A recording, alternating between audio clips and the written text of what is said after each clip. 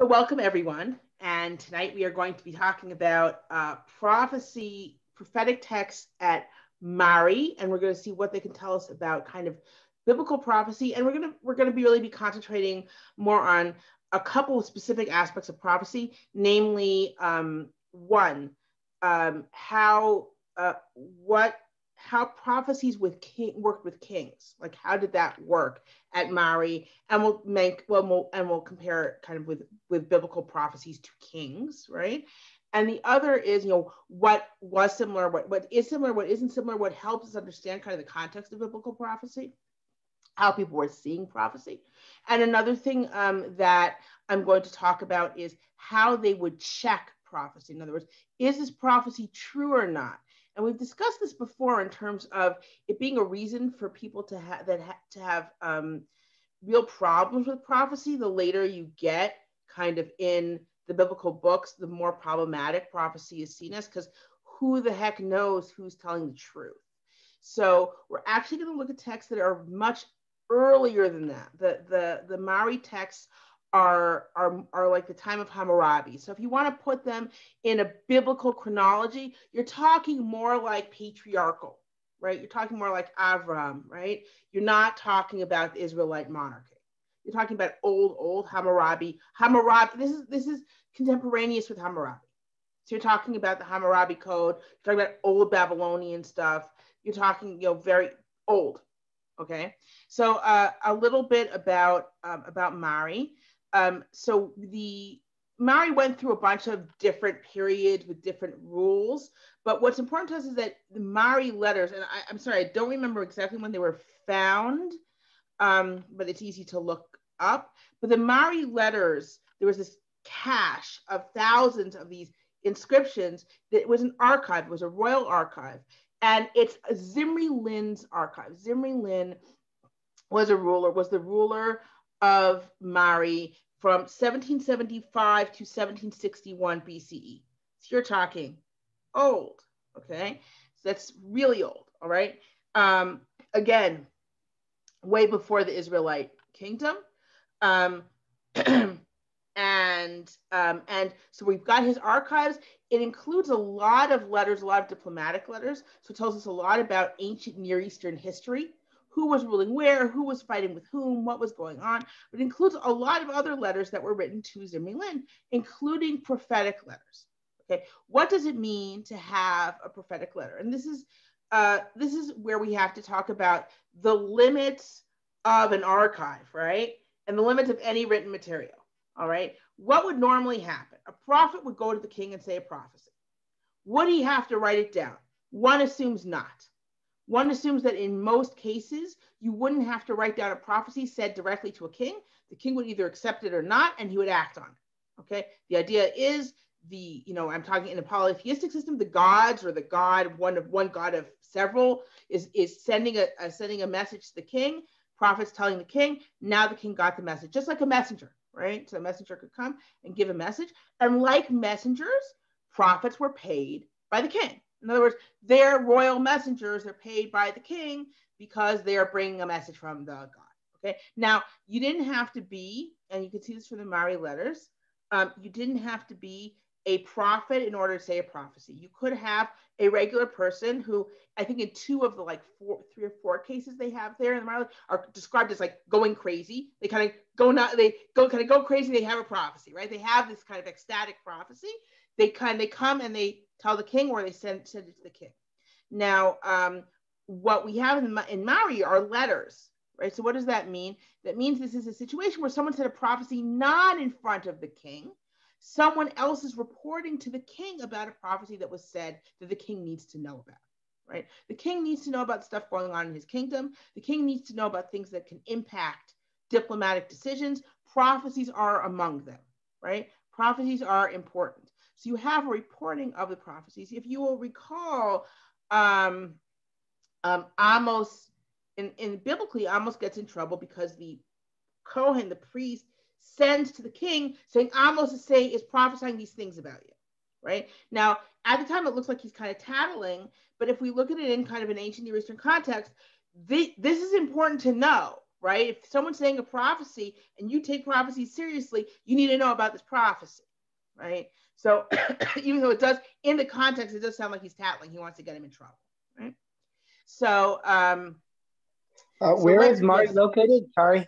Oh, yes. Sorry. So let me share my screen and I'll show you a map. Okay. Mari is located in modern day Syria. I'm going to share my screen, and here is a map. You can see it's right from Wikipedia. You can easily access it. Okay. If we look here, you see here's Ugarit, and we're down south here. All right. Okay. And this is Mari under Zimri Lim, which is the period we're talking about. Okay. And so he's writing, so and all things that are written there, they're not written in Amorite, they're written in Akkadian. And what's interesting also is that the prophecies seem to have been said in Akkadian as well, because sometimes they're said as this is what is written from the word of the prophet, and it's all written in Akkadian. Okay. So let's take a look at, there's an interesting, so in general, most of the prophecies at Mari, as we would expect, are saying, yay, the king is great and he's going to rule and he's going to conquer and he's going to be wonderful and the gods are on his side, right? Most of the prophecies are like that. Okay. However, there absolutely are prophecies saying, don't do this thing, don't do this, and getting involved in diplomacy. So let's take a look at a situation like that, okay? And we can remember the biblical parallels to a prophet saying, don't do this diplomatic thing, okay? Who's the classic biblical prophet who's like, don't do this thing? Well, I mean, all the prophets are like, don't do this thing, but Yirmiyahu, right? Yirmiyahu is the guy who says, listen, don't rebel against Babylonia. Don't sign a treaty with these other nations that want to rebel. Don't rebel against Babylonia. You're not going to win. Okay. That's a classic case of a prophet saying very clear diplomatic messages, while the king is also hearing other prophets saying, yay, way to go, king, rebel, right? He's getting these different messages from different prophets. Now let's take a look at some prophecies to Zimri Lim that deal with diplomatic issues. So I'm going to share my screen because I know you like that. And I'll share my screen and we will read from the handouts. Okay. Here we are, and I'm going to go into, here we are. This is printed. Your handouts are from Letters to the King of Mari from Wolfgang Hempel, and it's in the order of the numbering of the texts. So we're going to be skipping around a little bit. Okay. So what we're going to be reading now is 199. I will tell you in just a moment what, and they're all in order. So like if you see 113, keep scrolling. Here we are, 199. There we go. Okay. 199, that is on page 6 of your handout. Okay. It's in page what of the book? 252 of the book. Okay. To my Lord speak. Your servant Samatar says, Lupahum, the respondent of Dagan, I hope I'm getting, of Dagan, arrived from Tutol. So this is the respondent here is the prophet of Dagan, right? So it's the god Dagan is speaking here. Most of the stuff from Mari actually comes from Dagan, but they also come from other gods. Like Dagan is just like has the majority, has the most of all the different gods who are busy sending messages. The message with which my Lord instructed him in Sagaratum, entrust me to Dagan of Turka, he conveyed that message, and they answered him as follows. In other words, he said, he sent a, kind of a greetings to the god with the hope to get a prophecy, right? So this is the prophecy. Wherever you go, you will encounter favor of heart. Battering ram and tower are given to you. In other words, you're going to be victorious, right? They will go by your side and keep you company. With this message, they answered him in Tutul. And as of his arrival, I let him come along to Deir, and he brought bullets to Diri to him. In the past, he brought a Sharanum, say the Sharanum was not tight, it is moist, when the Sharanum, okay, and here's now. And written was the following. I, Dagan, am afraid you, Diritum, trust in the peace of the Eshnunakian, and you weary. The problem was, this is the thing. The Eshnuna had rebelled. Okay, they had rebelled. They rebelled in year 3 of Zimri-Lim. This is year 6 of Zimri-Lim, and he's negotiating with them. He put down the rebellion. He's negotiating with them, and he gets a bunch of prophecies saying, "Don't do this." Okay. I'm afraid you, Jerusalem, trust in the peace of the Eshnunakian, and you weary. Or the Eshnunaki, right? Your guards must be stronger than the past. And he, Lupachom, mentioned to me the full message of Dagan as follows. I am afraid the king will commit himself to the Eshnunaki without asking a god, as some time ago when the sons of Yamina came down and stayed in Segaratum. And I spoke to the king. I said, do not kill stallions of the sons of Yamina. Who are the sons of Yamina? The sons of the Yamina are literally the Binyamina, right? They're the Binyamina. The Binyamina are not our Benjamin, right? They're not Benjamin. They're not our Benjamin. Remember, we're talking way before. Let's remember how the people in the ancient Near East saw directions and saw the world. You face east, okay? Your right is south. Your left is north. There are Bini Yamina and there are Bini Ismailu, right? So there are people who live on the right and people who live on the left. The people who live on the right live in the south. Okay. If you think of where Nahalat Binyamin is in Israel, it is relatively in the south. Okay? Excuse me. Is Taman related to the word Yamin? Because Taman is in the south. Yes. Taman is absolutely related to the word Yamin. Yes. That is, in fact, where it comes from.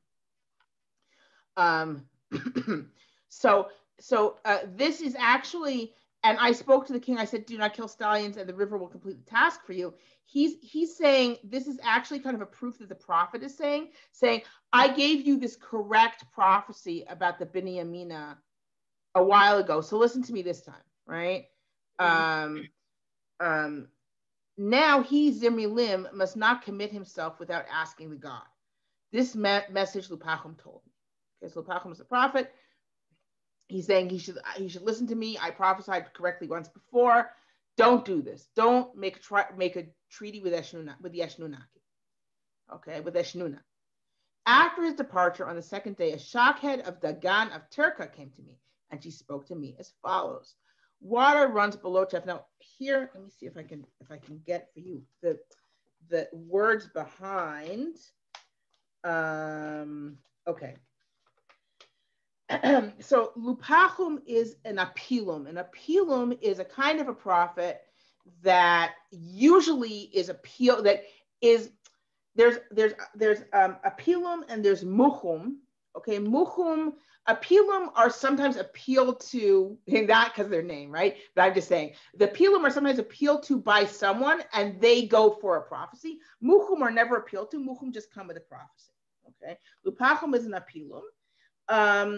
And there's and this other person is a kamatum, which is another kind of apparently prophetic prophetic kind of role. Kamatum. Let me see if I can find. No, I can't find. Here we are. Kamatum is another kind of prophet, but I don't remember here. No. Go back to where I have the, excuse me. Oh, it's because no one knows what Kamatum means. That's why I didn't remember it. Because it's one of those words that people don't know exactly what it's coming from. Okay. So so this is another type of, the shockhead is the Kamatum. Okay, because the only root you have for kamatum has to do with how you do your hair. All right. So after his departure on the second day, a kamatum of Dagan of Turka came to me, and she spoke to me as follows: water runs below chaff. They keep writing you for peace, and they will dispatch their gods to you, and they plot a second ruse in their heart. Who is she talking about? She's also talking about the Eshnunaki. Okay, she's talking about the Eshnunaki, and you can see why the prophets are saying don't trust them. They did it once before. Okay, they tricked you once before. Don't trust them. They plot a second ruse in their heart. The king must not commit himself without asking the God. Okay. She requested a straight wool garment and a nose rope, and I gave it to her. Why did she request these things? She had a message. She gave the message. Now, as a messenger, she should be paid. So she gave the message. She said, don't commit himself without asking the God. They're all saying, don't do it. Ask a prophet first. And she delivered her instruction in the house of Belet Ekhalim to Inibshina, wife of Adu. So she did it in a temple, right? It seems like, or it's not clear. Is this a house or is this actually talking about a temple? They told me this news, and I wrote to my Lord. My Lord must consider and act according to his great kingship. Okay. And then he has another note. So here, what you have is these prophets. A couple of prophets are saying, "Don't sign this treaty. Don't sign the treaty." Okay, they're going to trick you again. Don't sign it. All right. Now let's look at another letter on this. This is number 197. It's shorter. To my star Zimulin. To my star speak. Inibshina says, some time ago, now this is what bugs me. Some time ago, the pederast shelabum. Now he's translating a certain word as pederast. The word that he's translating as pederast is asinum. Asinum is a male cultic prostitute. Okay, that's an asinum. It's not someone who literally preys on young men or young boys. I think pederast is really young children, really. An asinum is a male cult. Like, it's not that they've got these, they don't have pedophiles like on hire. Okay, this is a cultic role. Okay, he's a male cultic prostitute is an asinum. Okay. So some time ago, the pederast Shelabum gave me a directive, and I wrote you. Now, one shockhead of Dagan of Turka, again, the same sort of other type of prophet that we don't understand, of Dagan of Turka came and spoke to me as follows. She said, the peace offers of the Eshnunaki are deceit. Water runs below chaff, and I will collect him, the Eshnunaki, in the net that I knot. I will erase his city, and his wealth, which is from old, I will cause to be utterly defiled. This she said to me. Now guard yourself. Okay, so there are a couple things going on here.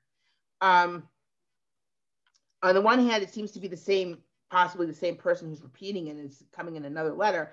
It's saying, but it sounds like first of all, there was someone with a cult thing who already said this, and now I'm getting a prophecy saying, don't do it. They're trying to trick you. Okay, I'll defeat them. Right, the God says, I'll defeat them. Don't worry about it. But don't sign a treaty. This she said to me. Now guard yourself.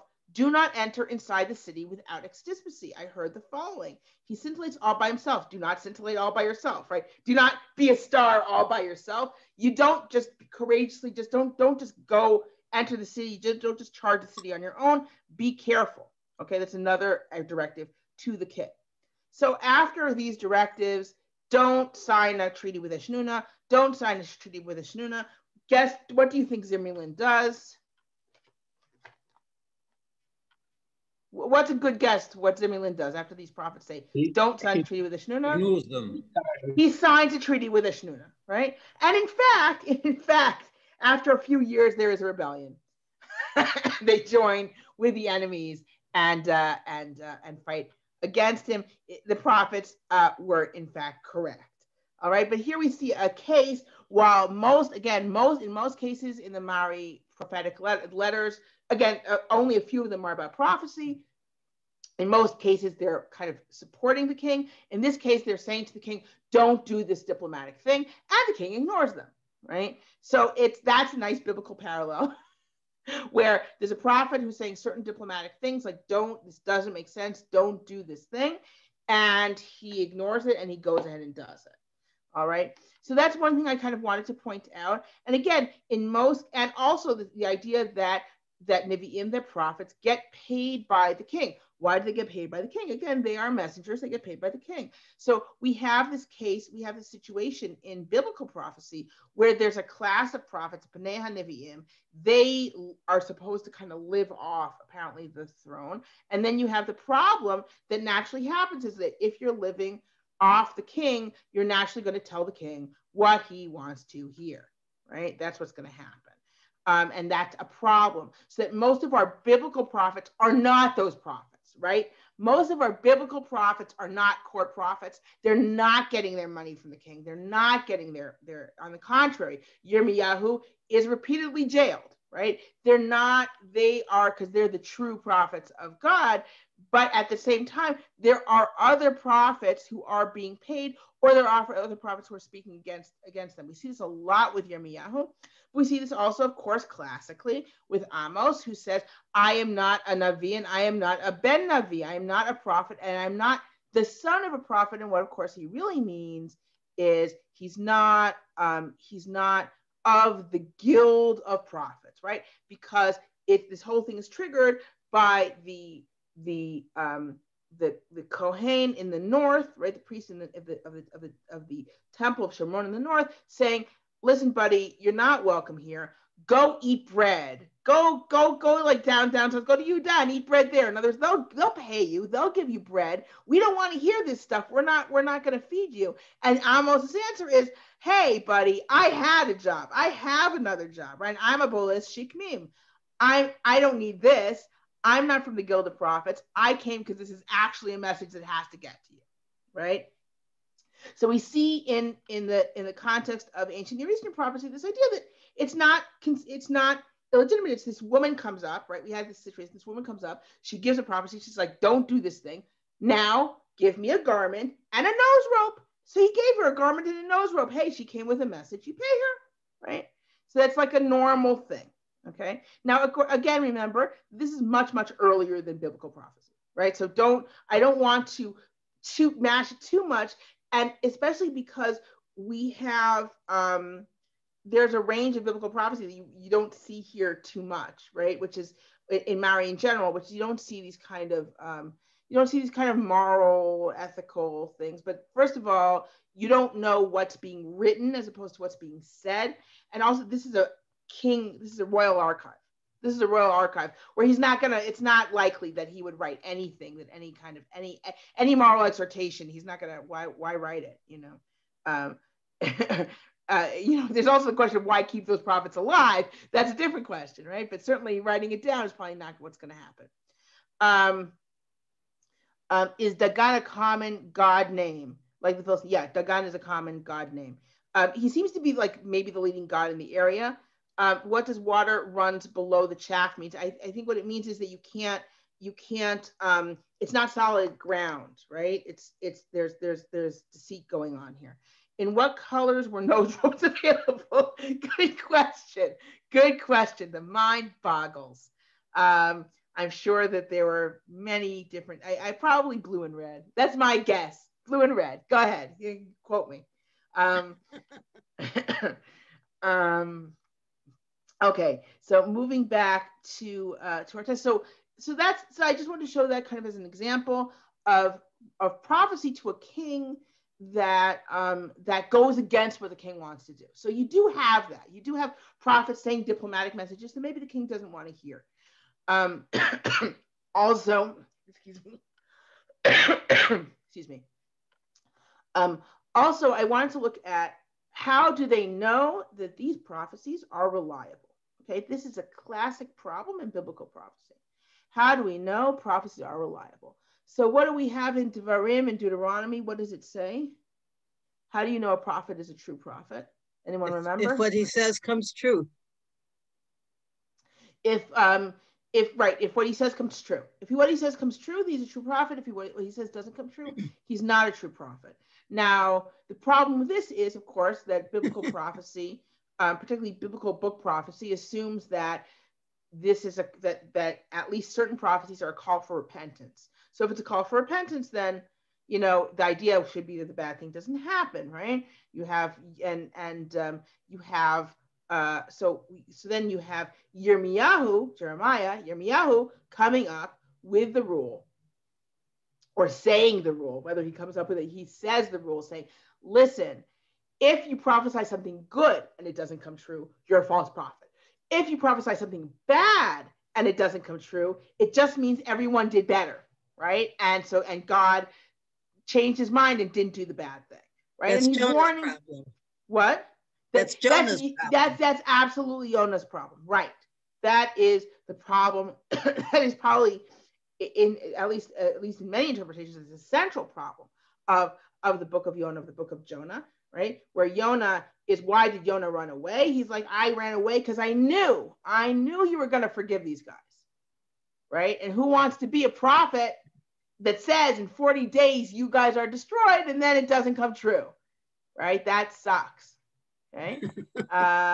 And the answer is that God cares about life, right? God's not going to destroy people with their animals, and animals have a very interesting role in the book of Jonah.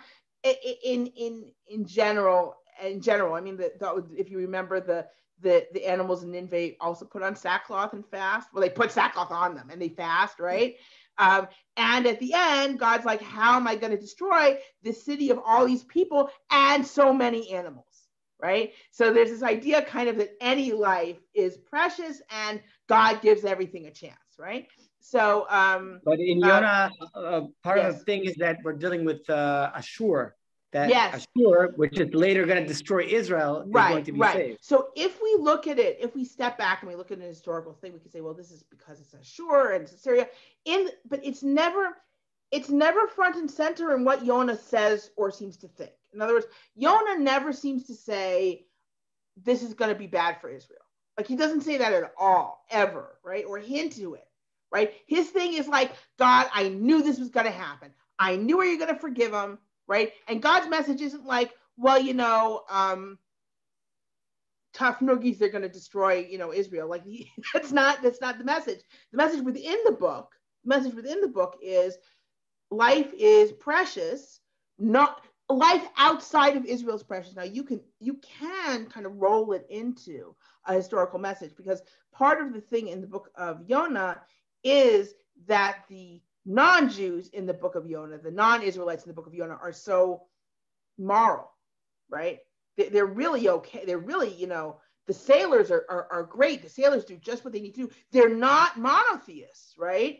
But they are like, they know there's a storm. They know they got to pray to the gods. Everyone pray to your God, right? And when they realize it's Jonah, they don't want to kill him. Jonah's like, kill me. They're like, we don't want to do it. And then they're like, okay, we don't have a choice. And like, they're very, you're like, okay, yeah, they're doing what they're supposed to be doing. And Jonah's the guy who isn't, right? They're all fighting for their lives, and Jonah goes down and goes to sleep, right? But anyway, it's one of my tangents that I enjoy, and all you guys are all waiting for me to go back to Mari. So we're going to get back to Mari now.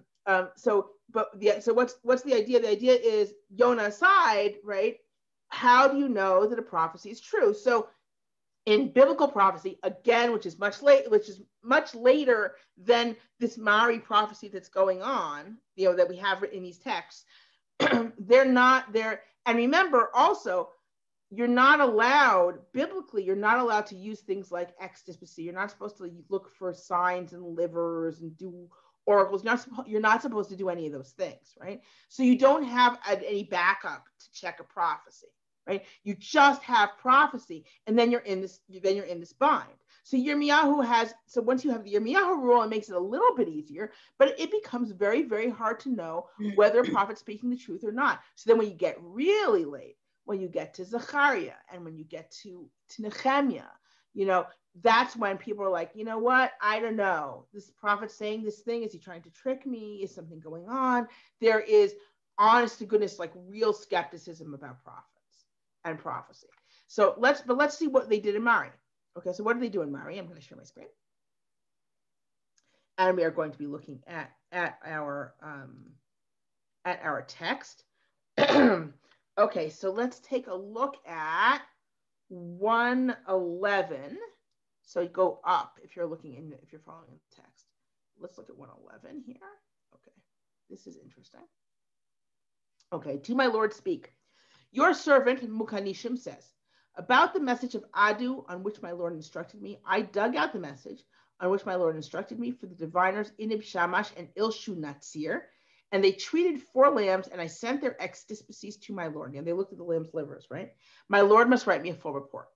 Okay, so what's the story? Message of Adu is Hadad, is the god, right? Okay, so so what happened is, apparently Zimri Lin had a prophecy from Hadad, and he said, I want to see if this is backed up. Get me some diviners, let them do some extispicy, and see if it matches, right? So he's like, okay, here they treated 4 lambs, here's their extispicies, I'm sending it to you, and now you can tell me what the story is if it matches, right? So the so what's the idea? The idea is extispicy is almost like and this I'm relying on Moshe Inbar. Okay, I'm relying on Moshe Inbar. That extispicy is like a science. In other words, they're like, okay, this is a prophecy. Let's see what the scientists say, right? Let's trust the science here. So what's the natural question that you would ask if they're trying to verify prophecy with extispicy? What would you ask? I mean, with extispicy again is studying livers and stuff like that for science. What's the natural question you would ask if they're trying to verify prophecy with extispicy? Why not just start with the extispicy? Like, why not just start by studying the livers? Why do they need prophecy at all, right? And the answer is that studying the livers gives you these very cryptic reports, very short, little cryptic things, okay? It's not going to give you the whole explanation that prophecy will give you. So they need the prophecy, but they can say, do the points, play out, right? In the extispicy that we're asking to to follow up with. Let's take another look at a means of checking a prophecy. And that is, I'm going to look at 212. 212.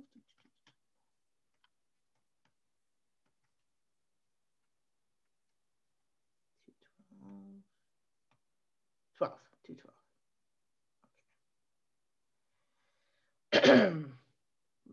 Okay. Okay, so here, to my Lord speak, your maid Shiptu says, the palace as well.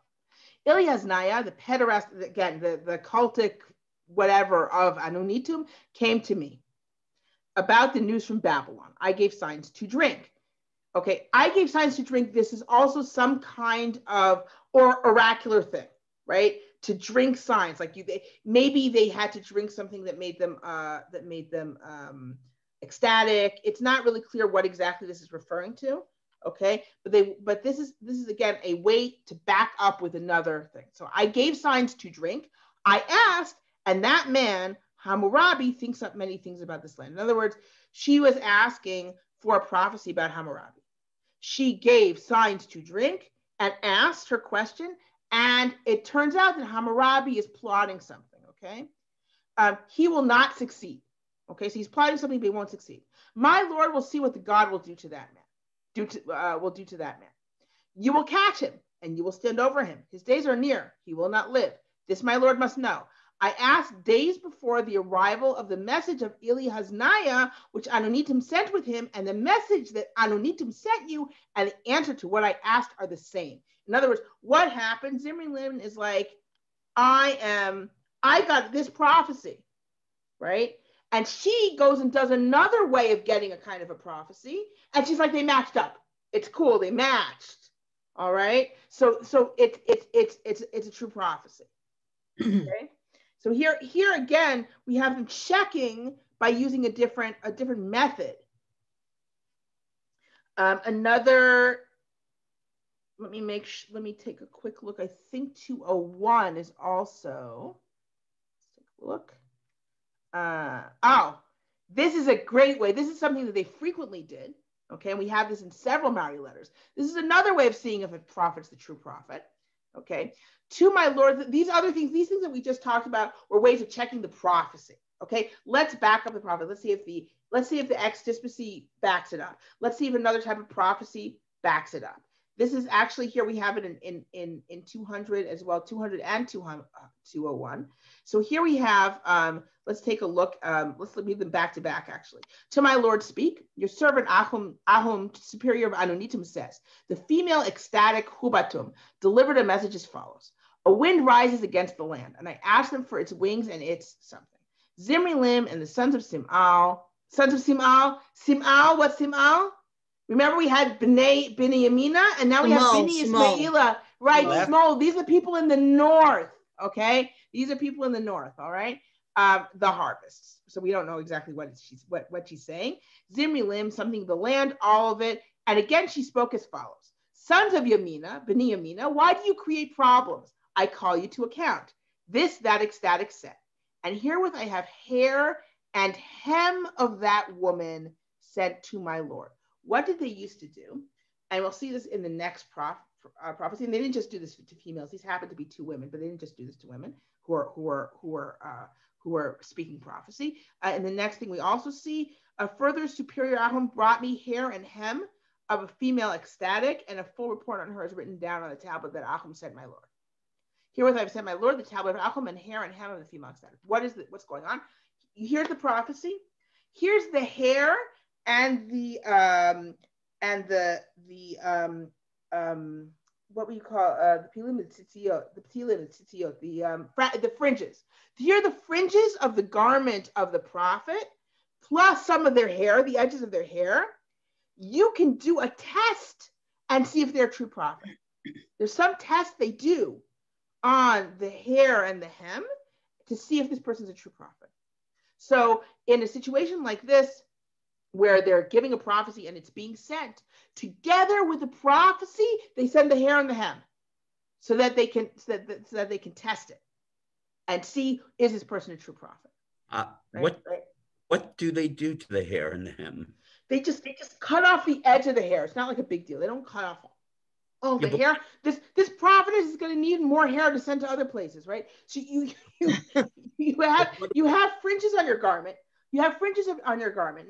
Now recognize that the person was in, and we know this. I'll say this. You guys all know this, but I'll say it again, right? The fringe of the garment were frequently used as a signature. We have, if you go to the Bible Lands Museum, you'll see it's close to the entrance actually. They have a few tablets that are clearly signed with a fringe. There's the clay, and you see the imprint of the fringe. Now, the same thing when people read the Torah, right? When men read the Torah, they take their, this is the case when men read the Torah, they take their tzitzit, right? And they put it on, that's also, okay. And that is also, that's reflecting an ancient practice of this is how you sign it, as it were, right? You put your fringe to it, right? So you have that. So the idea of a person's identity being associated with the fringe of their garment actually plays out in a bunch of different ways in the ancient. We have it in the story of Yehuda and Tamar. Yes, well, with Yehuda and Tamar also, right? You have the staff and his and his deal, right? So you have the staff and the fringe. So yes, you have this idea of this is my identity. So they would have fringes on the garment. They cut off a little bit of the fringe. You cut off a little bit of the hair, and you sent it together with the tablet. And now do your test. I don't know what test they would do. We don't know what test they would do. They did some kind of test. Energy, like chakras, or I doubt they did. I don't know if they did chakras. They could have done some kind of water test. There are all sorts of tests they could have done. They could have burnt it, and seen something. I don't know. Who knows what their test was. Like they used to do, and we talked about this when we were talking about legal things. They used to do river tests on people, float them in the river or whatever. So there are all sorts of, who knows, it could have been some kind of physical test. I'm going to pause and look at the chat. When did the use of the Urim Tum and the ephod die out? Oh, this is great. This actually connects to something. So hold on. Reminiscent of the torn hem of the garment with Saul and Samuel. And again, David cutting off the fringe of Saul's garment. I agree, especially with David cutting off the fringe of Saul's garment. The idea that cutting off the fringe of a garment that would be especially shameful because of this thing of that's your identity, right? Urim v'Tumim, okay. And the ephod. This actually connects to what I was saying about how kind of cryptic extispicy and that kind of omen can be, as opposed to prophecy. Now we see this with David. I've cited this before. Let me see if I can find it quickly now. When David finally gets the ephod, right? Now the Urim and Thummim, how are they supposed to work? We actually have, I'm going to stop sharing. So we actually have in the Septuagint, there's a verse in Shmuel, the book of Samuel, which is very, very hard to understand. It's when Yonatan is, okay, so what's the setup? Shaul said that you can't eat anything until they're finished with the battle. Why? This is another example of Shaul not understanding what motivates people, and trying really hard, right? He's like, okay, we're winning. In order not to lose momentum, you can't stop and eat, right? That's his idea, right? And then what happens is when they finally do stop, they eat the meat on the blood because they're so hungry, and that's bad, right? That's what happens, right? That happens at the end of the battle. But in the middle of the battle, Yonatan is like, he's hungry, and there's honey dripping, and he takes some honey and he licks it. And they're like, ooh, no, your father made an oath. And he's like, what a stupid oath. Look, I have all this energy now that I ate that honey. That was really dumb, right? Now, Yonatan, the idea is that Yonatan does kind of understand what people need. And he never would have made such a stupid oath, but it was an oath, right? So afterwards, when they start losing, they're like, what's going on? And it's like, oh, someone broke the oath. Who is it? And it's Binyamin.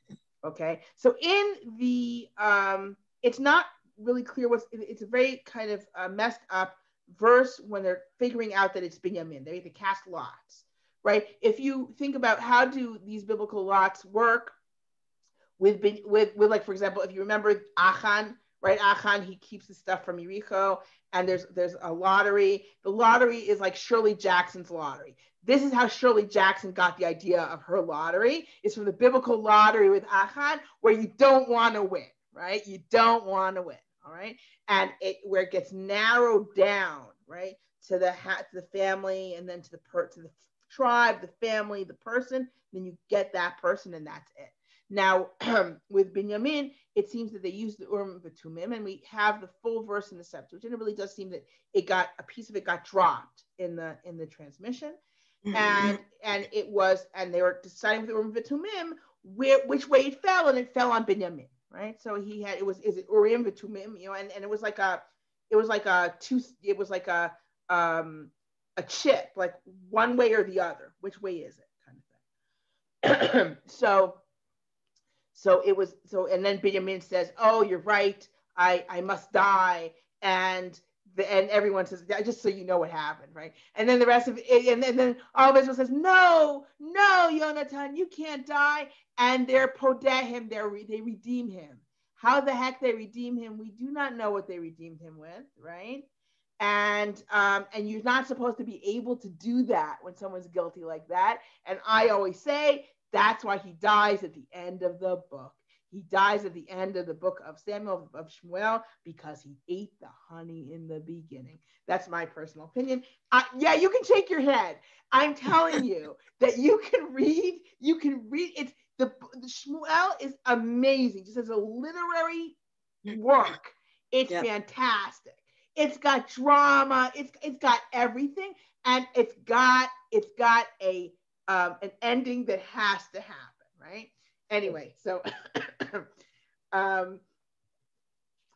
okay, so going back to this, so what happens? So we know the Urim and Thummim are connected to the ephod. It's not very clear because the ephod is also something else. The ephod is used in a bunch of different ways, and sometimes it is connected to the Urim and Thummim, and it seems to be used instead of that. So the ephod, right, goes it actually goes when Saul destroys the city of Nov, the Kohen runs with the ephod, and he goes to David. And this way Shaul has just handed David an oracular device, right? a legitimate oracular device, right? Because of Shaul's actions, now David has a way of knowing what's going to happen. And he's worried that the people of Keilah are going to turn him in. And he makes a mistake where he asks a compound question. He has the ephod and he asks a compound question. And the ephod's answer is a single word answer. And you understand how a kind of oracular thing works. You have to cut it up. Then he knows what to do when he kind of cuts up the question so he can get the answer that he needs. So the thing is, what? He doesn't know how to use it. He's been asking these complicated questions for a long time before the ephod, right? Who was he asking? Who was he asking? And the answer seems to be he was asking a prophet. He was getting prophecies, right? He was getting prophecies. So he was asking these long questions and getting these prophecies. Now he's got an oracular device. So on the one hand, an oracular device is much more reliable. A legitimate oracular device is much more reliable. On the other, it's going to answer short answers. Let me see if I can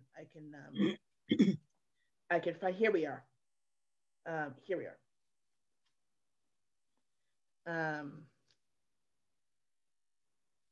It's Eviatar, the Kohen, who goes and he runs and he brings the ephod. Now he does. You find the place where he's asking about Keilah. I think I'm not going to find it. It's always like 3 verses away from wherever I'm looking. Here I have him doing something from the ephod, but it's not the example that I wanted. Oh well. Give me just a few seconds. Let me see if I can find it. Because I think later on, because the example that I saw, I think was later. He asked the ephod, and at that point he knows how to ask. I want to find one when he just gets the ephod.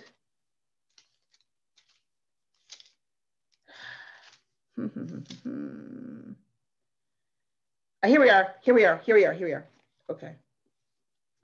Okay. So I'm reading now from 1 Samuel, Shmuel Aleph, 23, Chaf Gimel, Chaf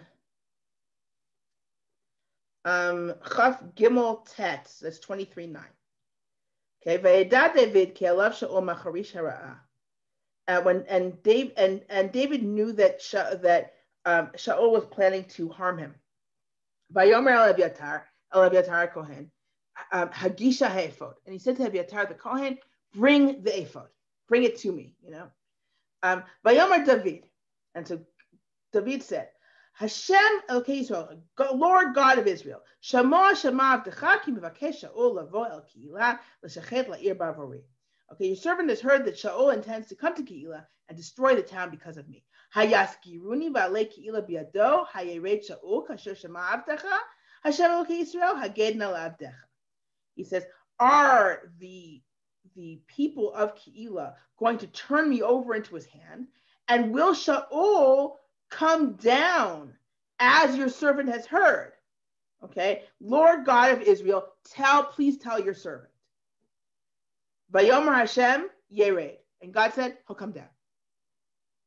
And David realizes his mistake, right? He asked a compound question. He got a single word answer to the second part, right? Yeah, Shaul's going to come down, but he asked also if they're going to turn him over, right? And then he goes back and he says, Vayomer David hayasgiru ba'alei Keilah oti vet anshai bi'ad Shaul.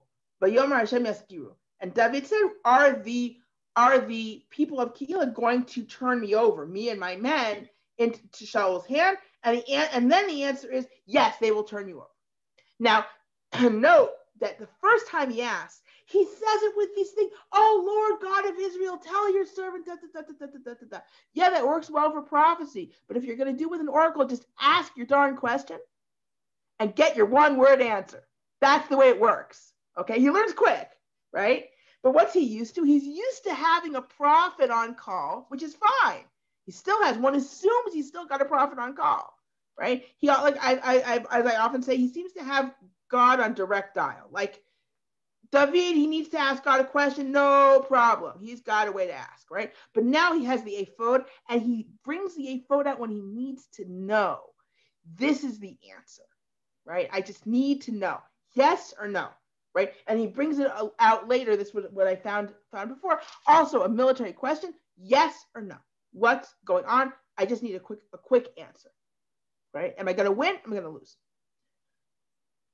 I see I'm getting comments.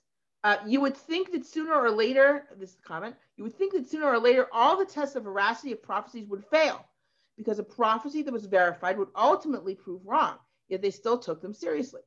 Yes, I have mentioned this before. So I do want to go back to this idea that, again, so what we see is in Mari, at least in earlier years in the ancient Near East, they would use different ways of verifying prophecy that had nothing to do with it coming true.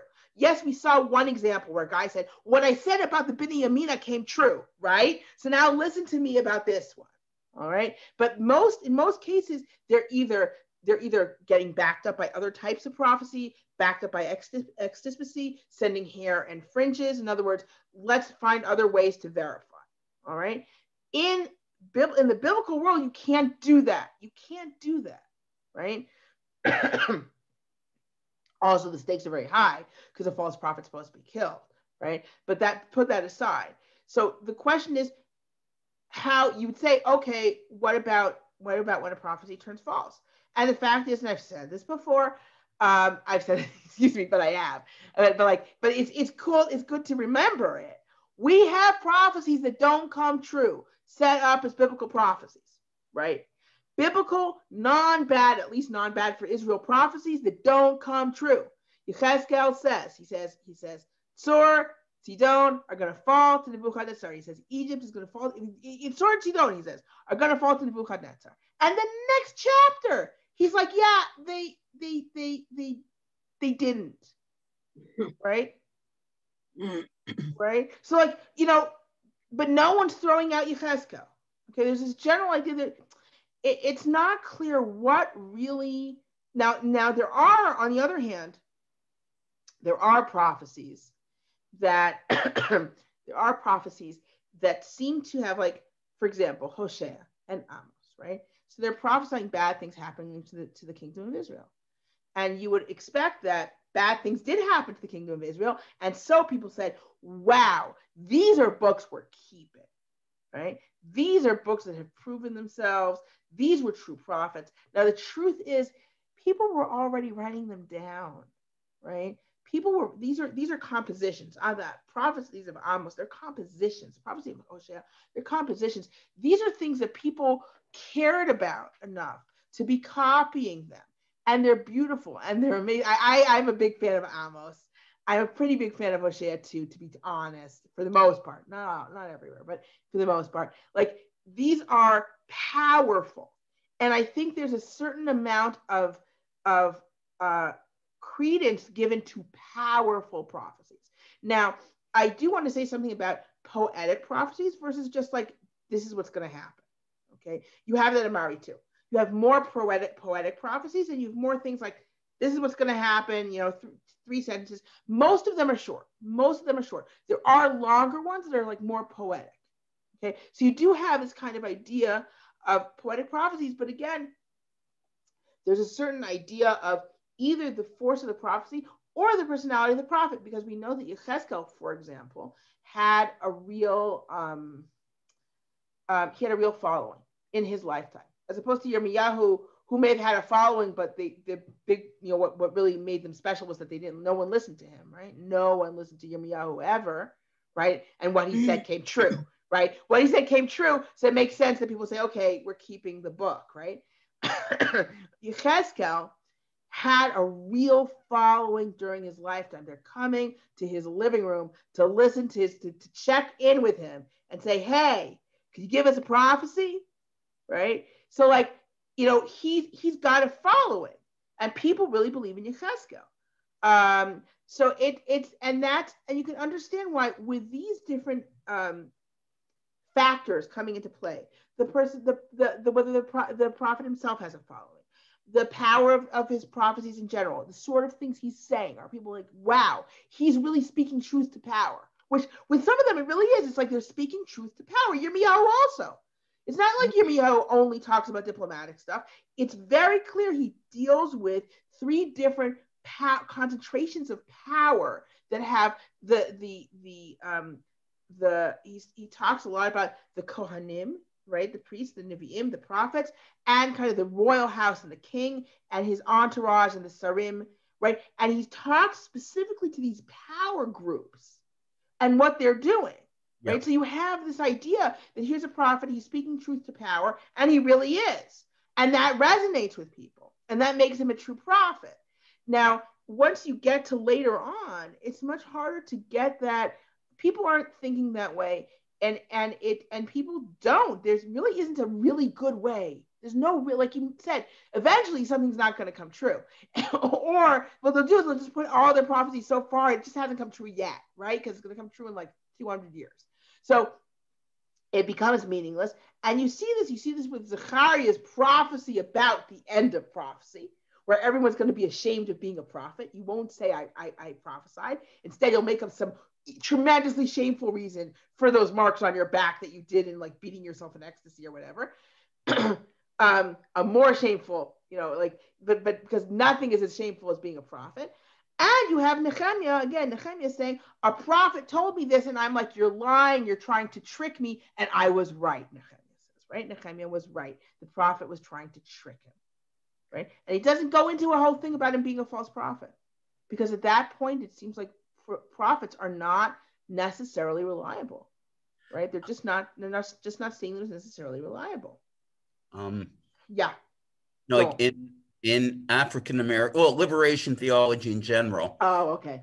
Yeah, they talk about truth, speaking truth to power. I think they were influenced by Heschel very directly. But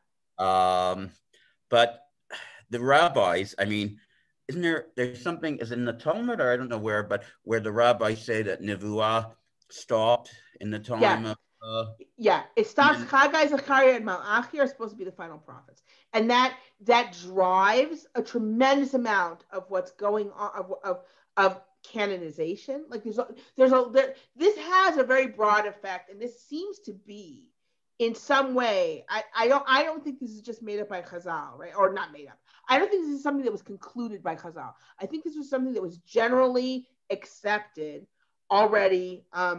Well, I mean, if you say Chazal from the Second Temple period, then sure. Then already in the Second Temple period, there was this general idea that if something dates after, let's say, the period of Shivat Zion, not exactly, we're not, no, you can't really date Malachi. So if something dates after the return to Zion, you can no longer say it was divinely inspired, right? So if a book, I've said this, but if a book places itself after that period, it doesn't make it into the Judean Bible. So Ben Sira, which Chazal can all quote by heart, is not in the Bible. Why is it not in the Bible? Because it's clearly written after that period. Okay, it's not in the Bible, but Daniel is. Esther is, right? So those books, because they place themselves within the Persian period, right? And the Persian period is still okay. All right. So what makes it into the Judean Bible to a great extent has a lot to do with that understanding that prophecy, and not just kind of prophecy, but divinely inspired literature in general, ends at the return to Zion. And you can already see it happening in the return to Zion. Is what I'm saying. It's like you can already see this kind of distancing, this kind of deep skepticism of prophecy happening in some of the works of the return to Zion, right? Prophets are hanging around. There are prophets, but people aren't taking them that seriously anymore. They're being very, very skeptical of them, right? So, so we see that. I see why didn't the later kings use the Urim, Tumim, and Ephod? When did they disappear? They seem to have disappeared sometime in the First Temple period. They what exactly happened? Who knows? Or people just stopped believing in them, right? Could be that people just stopped believing them. And again, in Israel in particular, not like in Judah, Israel in particular, you're not supposed to use oracular devices, right? So it would be kind of easy to start kind of distancing yourself from the thing. And again, and it was also something that seems to have been fairly cryptic. So it could be that it's not clear. Did it disappear, or did people just stop using it? We don't really see it in use. We don't really see it. We do see it mentioned. We do see it referred to, but we don't really see it in use. After David. I have to look it up again, but I don't think we see it in use after that. There's a midrash with Elia Kohen that was mistaken about Chana, that apparently it was written on the Urim Tumim Kshera, but he read it Shikora, and that's because that's reading the Urim Tumim as like with the letters that light up, right? Misinterpreting it. Yeah. The way it's again, I am citing the Septuagint and not the Masoretic text, but in the Septuagint, it's like a yes/no type thing. It seems like a lottery way. But you could say that the Urim Tumim are the when I was a kid, we learned it like the shoulder things, like were the yes/no, and then you had the shatim things were the letters. Whatever. Okay, we speak of what distinguishes true prophecy from false, but what about the distinction between prophecy and witchcraft? Shaul consults a witch whose prophecies come true, sort of like Macbeth's witches. Well, he consults he consults a witch who conjures the dead, right? Which is even more than it's not just, she doesn't just prophesy. So this is always the issue: is that for real or not? Do these practices work and you're not allowed to do them, or the practices don't work and you're not allowed to do them, right? So that's the question.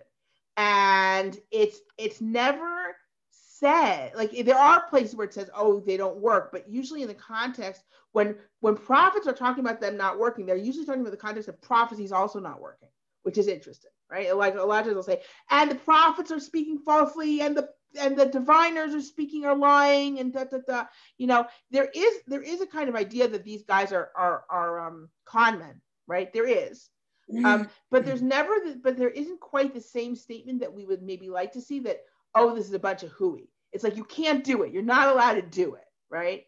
Okay, you're messing with stuff. Now, you can understand this because if, like I said last week about incantations versus prayers, but I didn't really delve into it deeply. What's the idea of an incantation? The idea of an incantation is I'm using this thing to control what's going on high, right? I can use this to control things, right? I'm using this divine name. I'm using this divine device. I'm using this ritual to control things and push certain buttons and control certain gears up above to make things work my way. And the witchcraft that's the idea of witchcraft. The idea of witchcraft is I am going to have power over these spiritual forces, and I'm going to force them to do what I want. That's the idea of witchcraft, as opposed to prophecy, prayer, sacrifice, all these things where you're asking God to help or you're saying what God wants, right? It's a very different approach to divine or spiritual power, right? And that approach, the approach of witchcraft, is wrong, right? It's supposed to be wrong.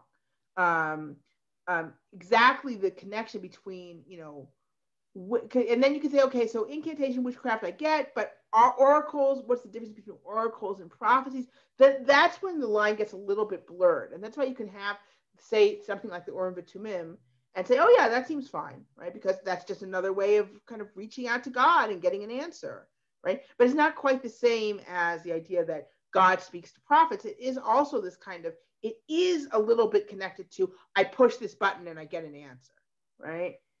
And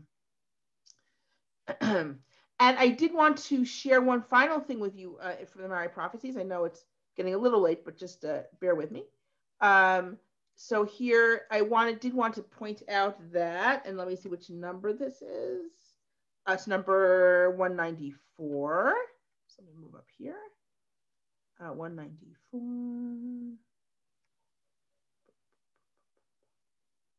So, of course, another thing that we have prophecies about in Mari are, contributions to temples. And that's not a surprise at all. right? Here, to Zimriim speak, the respondent of Shamash says, I am Lord of the land, a great chair, a seat of my plenitude, and your daughter, which I request from you, let them be rushed quickly to Sipir, city of life. Herewith I deliver into your hand the kings who stood against you. Notice, I gave you victory, now give me stuff. Okay? From here in the land is given you, and before the defeat, I sent you Kanasan with a message about the taboo of Adu. Think of it as the cherem, right? The cherem property, right? Gather up the cherem property, all of it, and let them bring it to Halab, to the house of Adu. The gift for Dagan, which the respondent mentioned to you, provide this respondent here being the prophet, right? So, in other words, this is, you have to bring this. This is what you owe to the god, right? And it's not a surprise that they'll have prophecies like that, saying you are supposed to, you got the victory. Now you need to build this temple. You need to bring these gifts. You need to do these things. Another thing that they have, there are certain prophecies, and this is a question with Mari, and they're different. There's an argument in scholarship about this, but it seems that in Mari, you do have prophecies that touch on other kings and other countries, but always in a context where it affects Mari. In other words, you're not just going to have a prophecy that's some kind of universal prophecy that has nothing to do with Mari, or some prophecy about two other countries that are fighting that's not Mari, right? Everything that addresses some kind of foreign king, it has a context, something to do with the context of Mari. Now, this is also different from biblical prophecy. In biblical prophecy, we have, first of all, we have universal prophecies that deal with the world. We have prophecies also that are spoken to nations in talking about their, like Yirmiyahu has and Yechezkel have, talking about other nations fighting that aren't Israel, right? This nation's fighting that nation. This is what's going to happen. This nation, you're going to fall. You're going to, like, that don't directly affect Israel, okay? So you have that. Of course, first of all, we are talking about a very wide, expansive time. And also, Israel is in a very unique position. They're certainly not like Mari. Like, they are always at the mercy of empires, almost like they get a break from being at the mercy of empires when the empires are busy fighting each other, right? So they're a very small little player in a big world. And it's not that surprising that they could be more likely to look outside and care about things outside of Israel, right? It makes sense. However, I do want to say that as we get later, in general in the prophecy, besides the fact that biblical prophecy deals a lot with that we have, book prophecy deals a lot with morality and things like that. Now, book prophecy also is different, because what we were reading in Mari is more like the prophecy of, or that you might have Elisha say to a king. Like, in other words, you would have, when you have a biblical prophet speak to a king, that's like those prophecies, right? It's not the book prophecies we have, which are making general statements about general power groups or morality or things like that. It's just not parallel. These are things from a royal archive. It's prophets talking to a king. So we can compare it with prophets talking to kings, like when Yirmiyahu speaks to Tzidkiyahu, right? We can compare it to when Yeshayahu talks to Chizkiyahu, right? We have prophets speaking to kings. And sometimes, especially Yeshayahu or Yirmiyahu, the ones who have books, right? They do have longer kind of lectures about morality and what you should be doing. And the general attitude also that, like, if you side with this empire, you don't believe in God, that kind of thing, right? But at the same time, when we generally think about biblical prophecy, we frequently think about Amos, Hosea, the parts where Yirmiyahu is not talking to the king, right? Parts where they're talking about morality, or basic, rule, or basic attitude towards God and the divine, that don't have directly to do with diplomatic issues, or even or funding a temple, let's say, right? So it's a little bit of apples and oranges sometimes when we're trying to compare this, because biblical prophecy, what we think of as the corpus of biblical prophecy, is very different. To the extent that Yechezkel can make a statement, and I know I'm coming back to Yechezkel, who's our one of our later, if we take out the Return to Zion prophets, right? he's one of our later prophets. He will say, I am now going to make a statement about how God deals with the world, and I am going to use non-Jews as an example, right? He says, if you have Eov and Noach and Daniel, right? 3 universally recognized non-Israelite, non-Jewish good people, right? They would save themselves and they would not save their cities, right? And if there were like an apocalypse, only they would be saved. Again, I say Daniel. Why? It's written Daniel. We say it's Daniel when we read that verse of Yechezkel, where he's talking about Eov, Job, right? Noach, and Daniel.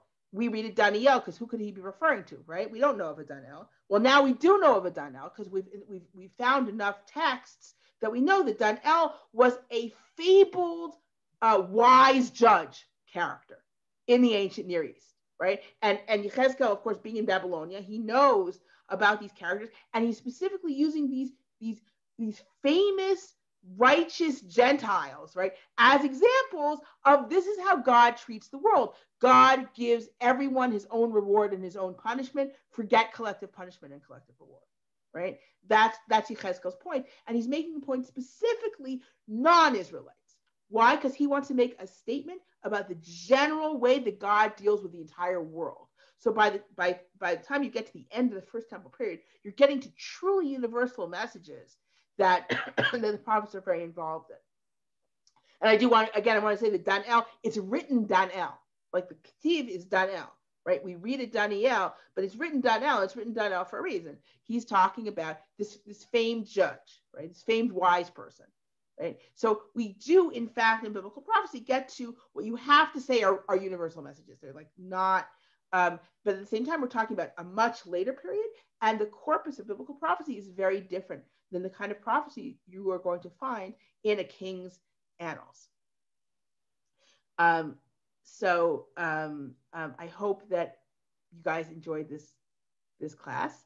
I enjoyed giving it as usual. And I'll see you. Thank you. And I'll see you next week.